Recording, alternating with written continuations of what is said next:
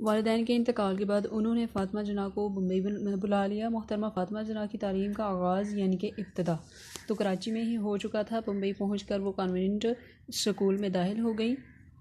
1910 میں محترمہ فاطمہ جناح نے میٹرک کے امتحان میں امتیازی نمبروں سے کامیابی حاصل کی۔ امتیازی نمبروں سے یعنی کہ نمایاں اچھے نمبروں سے کامیابی حاصل کی۔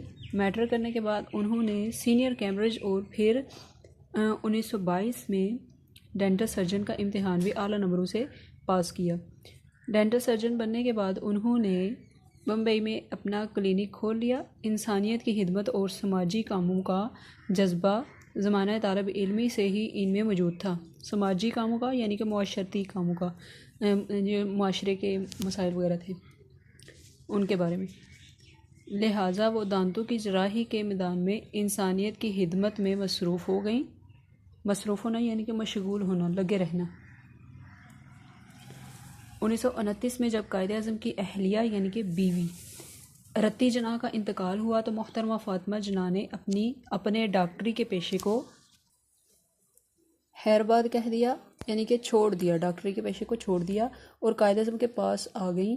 محترمہ فاطمہ جناح سیاست کے میدان میں قائد اعظم کے معتمد ساتھی تھی۔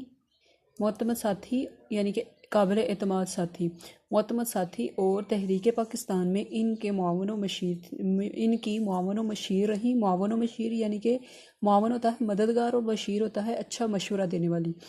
انہوں نے ہر مشکل گھڑی میں اپنے بھائی کا ساتھ دیا۔ قائد اعظم جب گول میز کانفرنس میں شرکت کے لیے لندن گئے تو محترمہ فاطمہ جناح بھی ان کے ساتھ تھیں۔ انہوں نے گول میز کانفرنس کے دوران قائد اعظم کو نہایت اچھے سیاسی مشورے دیے۔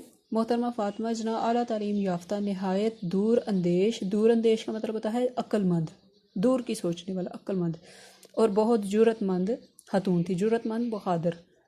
انہوں نے مسلم خواتین کو بیدار کرنے اور انہیں ایک سیاسی پلیٹ فارم پر متحد کرنے میں نہایت اہم کردار ادا کیا۔ متحد کرنا، اکٹھا کرنا۔ انہوں نے اپنی ساری زندگی قومی مفادات کے لیے وقف کر دی۔